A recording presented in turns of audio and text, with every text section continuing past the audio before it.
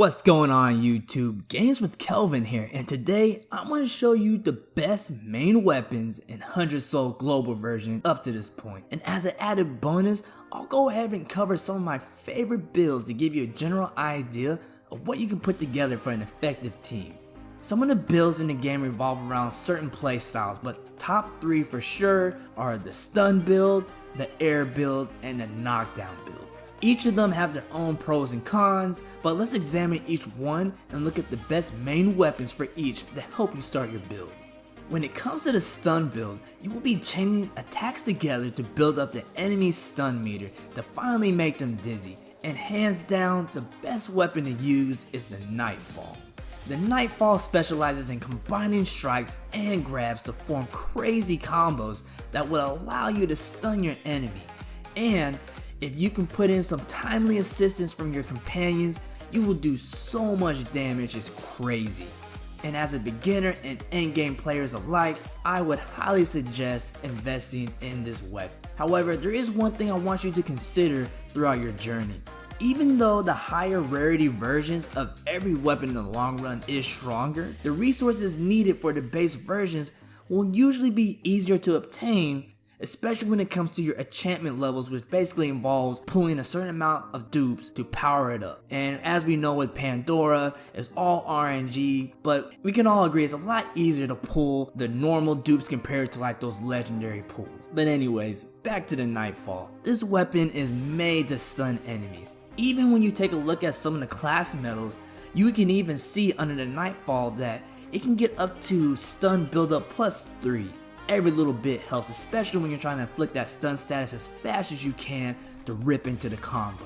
So looking at the NIGHTFALL skills, you can see how each upgrade builds on the previous skill, allowing you to do more comboing. For instance, looking at just the jumping slash will allow you to build up your enemy's stun meter, and once you have him fully stunned, this is when the NIGHTFALL truly begins to shine. Upon stunning the enemy, you can then use grab move to start the combo, and if you have the double grab unlocked, you will actually grab and slam the enemy again, and while doing this, you're also building up the down meter as well. But if you want to add insult to injury, make sure you have that double grab EX unlocked so you can grab the enemy a third time, and you will jump up, slam them down with authority, all while building the down meter again. And throughout that combo, if you do end up building the down meter completely, you would then have the chance to use the guillotine cut, which is an amazing move where you jump into the air and you come down, impaling the enemy with your sword. It's so sick. However, there is a caveat to all of this. With the NIGHTFALL and also with any main weapon, to truly see the best skills and have a chance of doing all these great combos, you will need to upgrade and enhance your weapon to tier 3 enchantment level 3. Not saying that you can't combo, but to get the best out of your weapon, you will need to at least have it at this point. But now that we know that the NIGHTFALL reigns supreme, what are some recommended beginner builds to use to get the most out of the weapon? First, let's examine companions that go really well with the NIGHTFALL. Nazarel, your first companion that you get. She specializes in stunning enemies, and her special move is prime at building a stun meter because it hits multiple times. Another great companion is Karen. She can stun and burn enemies. Plus, she's prime waifu material. Enough said with that one.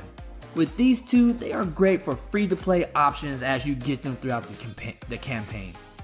But if you like to spend some gems, there are some other great options that work very well with NIGHTFALL, and here they are. Philippa.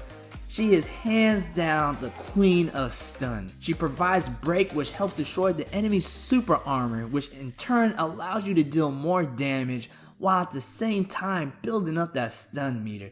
And then you have Meteora. She can burn and stun just like Karen. Now this third companion is Lady Grey. So even though she doesn't build stun, with her freeze and slowing down the enemy, that enables you to get more hits, which in turn allows you to do more damage or send the enemy airborne, which could give you time for your moves to get on cooldown. Lady Grey is also a lovely addition to be added as well. Now that we've talked a little bit about the companions that go well with the Nightfall for stun build, I also want to talk about some other items that will complement your build. In terms of sub weapons, there's only one that is ideal for Nightfall, and that's the stun needle. This is going to be your best sub weapon to pair with the Nightfall because the stun needle will build up your stun meter as well. However, many people love using guns. Even though they don't build up stun, they do have the ability to break the enemy's super armor, which in turn allows you to build up the stun meter faster because your moves will be doing more damage and more status debuffs. And let's not just stop there. Some other great items that can help you with your stun build are the following: the Stoneheart set, which are basically rings and necklaces that specialize in increasing stun damage or duration. But within this set, some of my favorite items are the Stoneheart Will Pendant and the Stoneheart Ring.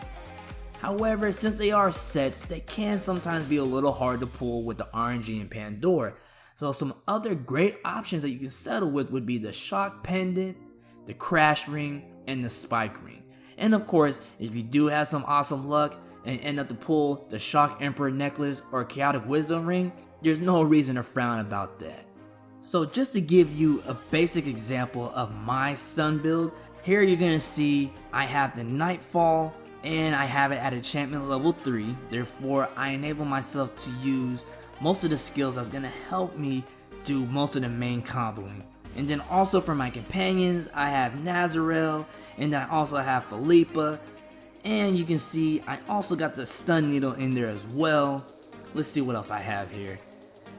Here you can see I got the Stoneheart Will Pendant, and you can see right here down at the skills, we got the stun damage boost.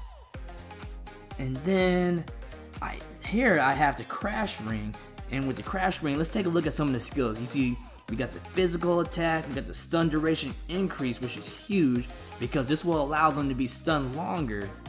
And then I got a nice little bonus to the critical chance. And then yeah, just for the belt, I got a regular belt, but we'll go into that later. And from here, this is going to be my basic build when it comes to the stun.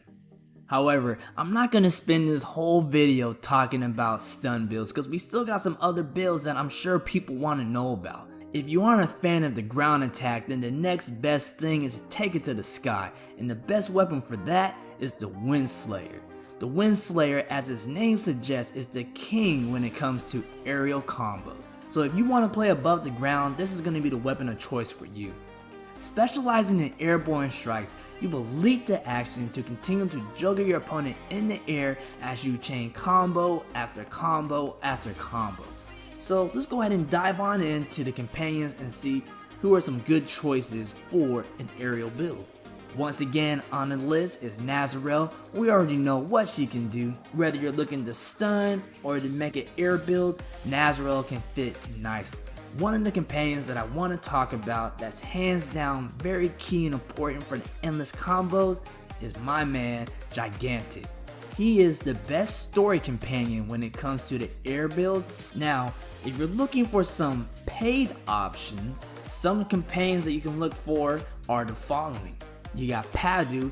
He's great, he specializes in air builds and air attacks, but the person that I really want to talk about is Lady Grey. Lady Grey has so many options when it comes to freezing, slowing down, and with her Cyclone leaving the opponent in the air is almost not fair. So you're gonna need to have the WINDSLAYER, Gigantic, and Lady Grey together. You can rip off some of the most craziest combos in this game.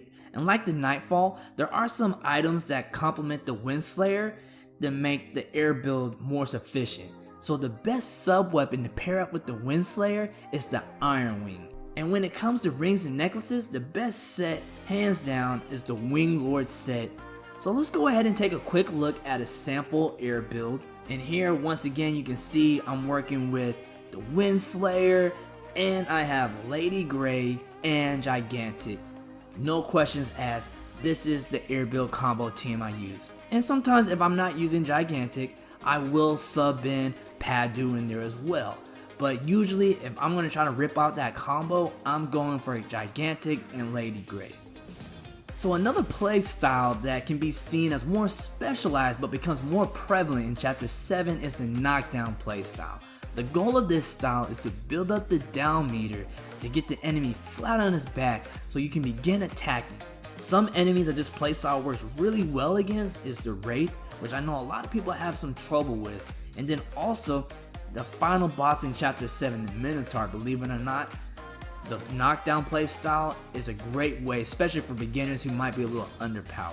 But just like with all other builds, there is one weapon that is keen for this build, and that's going to be the BONECRUSHER, as this is the best weapon for building up the down meter against enemies. And then when it comes to the sub weapon, I'm going with the Deadly Rose, and then some great companions to use for your down build. The main ones will be Rowan, Tumanas, and Arcane. And of course, with all these companions, you will have to get them outside the story, whether it's through arena, coins, guild coins, or gems. But some other hidden companions that can actually be pretty good will be Lucinda, which you can use in the Wraith stage, even Latlika, who you can use in the Minotaur stage, because they have special skills that go very well with the down build. But as we know, one boss battle can be completely different from another boss battle. But that's what makes this game so fun, because you can build so many different combinations to fight bosses, and there truly is more than one way to reach the goal. And if you do have more questions, you can see these strategies in my boss battle videos to help give you an idea of what to do in learning mechanic. But if you do want to see more helpful guides and tips for 100 souls, start now by hitting that subscribe button so you don't miss anything. And again, I want to thank you a lot for watching this show. This is Games with Kelvin here. I'll catch you on the next video. Peace.